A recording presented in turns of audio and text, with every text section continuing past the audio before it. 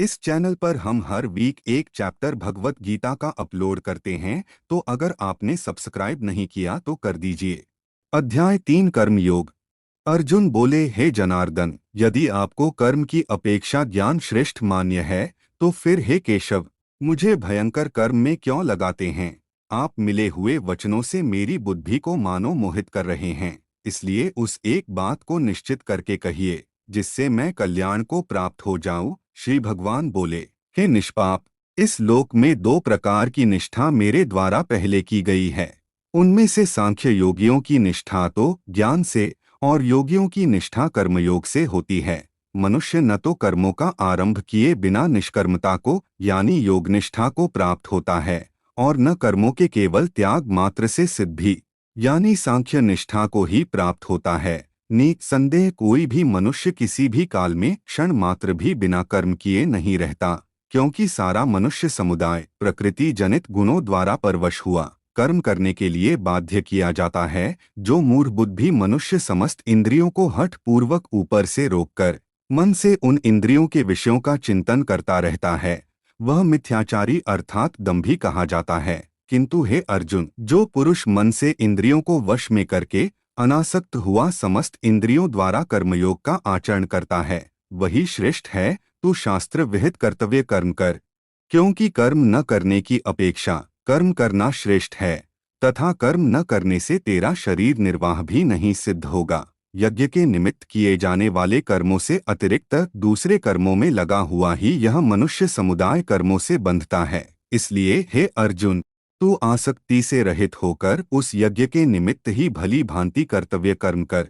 प्रजापति ब्रह्मा ने कल्प के आदि में यज्ञ सहित प्रजाओं को रचकर उनसे कहा कि तुम लोग इस यज्ञ के द्वारा वृद्धि को प्राप्त हो, और यह यज्ञ तुम लोगों को इच्छित भोग प्रदान करने वाला हो।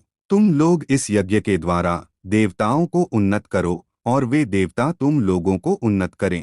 इस प्रकार निस्वार्थ भाव से एक दूसरे को उन्नत करते हुए तुम लोग परम कल्याण को प्राप्त हो जाओगे। यज्ञ के द्वारा बढ़ाए हुए देवता तुम लोगों को बिना मांगे ही इच्छित भोग निश्चय ही देते रहेंगे।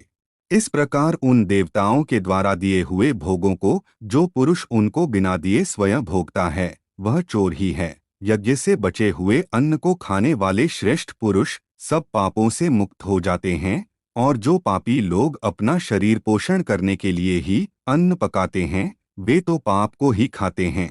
संपूर्ण प्राणी अन्न से उत्पन्न होते हैं। अन्न की उत्पत्ति वृष्टि से होती है, वृष्टि यज्ञ से होती है, और यज्ञ विहित कर्मों से उत्पन्न होने वाला है। कर्म समुदाय को तू वेद से उत्पन्न और वेद को अविनाशी परमात्मा से उत्पन्न हुआ जान। इससे सिद्ध होता है कि सर्वव्यापी परम अक्षर परमात्मा सदा ही यज्ञ में प्रतिष्ठित है। हे पार्थ, जो पुरुष इस लोक में इस प्रकार परंपरा से प्रचलित सृष्टि चक्र के अनुकूल नहीं बरतता, अर्थात अपने कर्तव्य का पालन नहीं करता, वह इंद्रियों के द्वारा भोगों में रमण करने वाला पापायु पुरुष व्यर्थ ही जीता है। परंतु जो मनुष्य आत्मा में ही रमण करने वाला और आत्मा में ही तृप्त तथा आत्मा में ही संतुष्ट हो, उसके लिए कोई कर्तव्य नहीं है। उस महापुरुष का इस विश्व में न तो कर्म करने से कोई प्रयोजन रहता है और न कर्मों के न करने से ही कोई प्रयोजन रहता है, तथा संपूर्ण प्राणियों में भी इसका किंचन मात्र भी स्वार्थ का संबंध नहीं रहता। इसलिए तू निरंतर आसक्ति से रहित होकर सदा कर्तव्य कर्म को भली भांति करता रह, क्योंकि आसक्ति से रहित होकर कर्म करता हुआ मनुष्य परमात्मा को प्राप्त हो जाता है। जनकादि ज्ञानी जन भी आसक्तिरहित कर्म द्वारा ही परम सिद्धि को प्राप्त हुए थे। इसलिए तथा लोक संग्रह को देखते हुए भी तू कर्म करने को ही योग्य है, अर्थात तुझे कर्म करना ही उचित है। श्रेष्ठ पुरुष जो जो आचरण करता है, अन्य पुरुष भी वैसा वैसा ही आचरण करते हैं। वह जो कुछ प्रमाण कर देता है, समस्त मनुष्य समुदाय उसके अनुसार बरतने लग जाता है।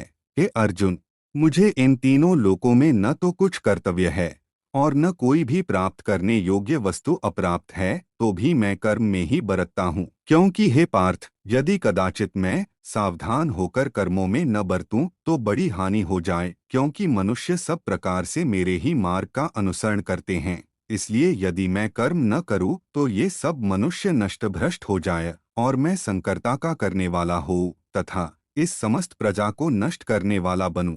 हे भारत, कर्म में आसक्त हुए अज्ञानी जन जिस प्रकार कर्म करते हैं, आसक्ति रहित विद्वान भी लोक संग्रह करना चाहता हुआ उसी प्रकार कर्म करे। परमात्मा के स्वरूप में अटल स्थित हुए ज्ञानी पुरुष को चाहिए कि वह शास्त्र विहित कर्मों में आसक्ति वाले अज्ञानियों की बुद्धि में भ्रम अर्थात कर्मों में अश्रद्धा उत्पन्न न करे, किंतु स्वयं शास्त्र विहित समस्त कर्म भली भांति करता हुआ उनसे भी वैसे ही करवावे। वास्तव में संपूर्ण कर्म सब प्रकार से प्रकृति के गुणों द्वारा किए जाते हैं, तो भी जिसका अंतःकरण अहंकार से मोहित हो रहा है, ऐसा अज्ञानी मैं करता हूँ ऐसा मानता है।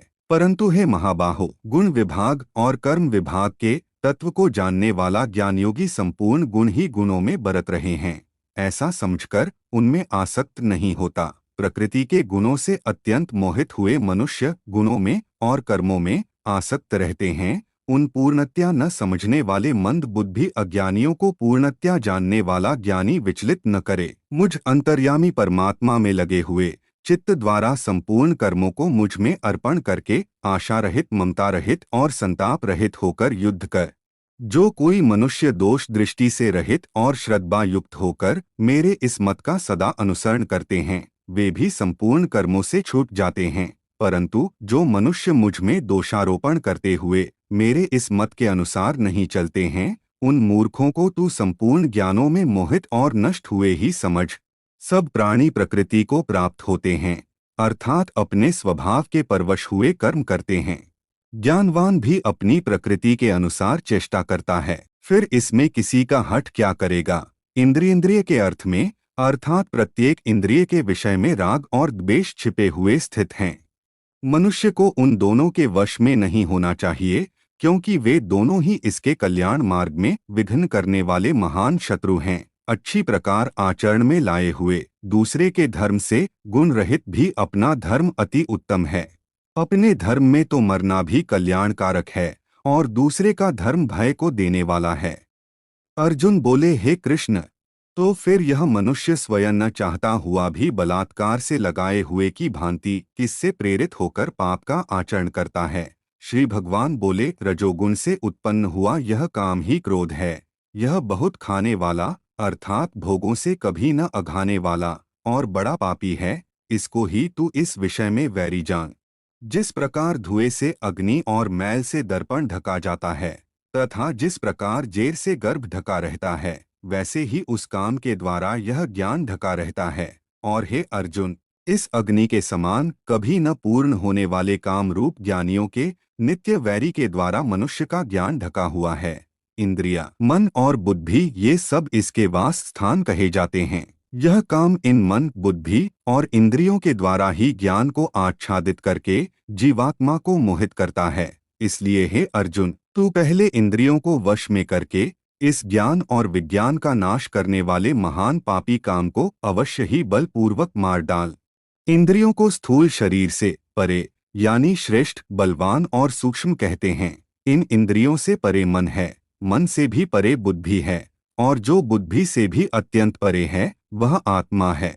इस प्रकार बुद्धि से परे अर्थात सूक्ष्म, बलवान और अत्यंत श्रेष्ठ आत्मा को जानकर और बुद्धि के द्वारा मन को वश में करके, हे महाबाहो, तू इस काम रूप दुर्जय शत्रु को मार डाल।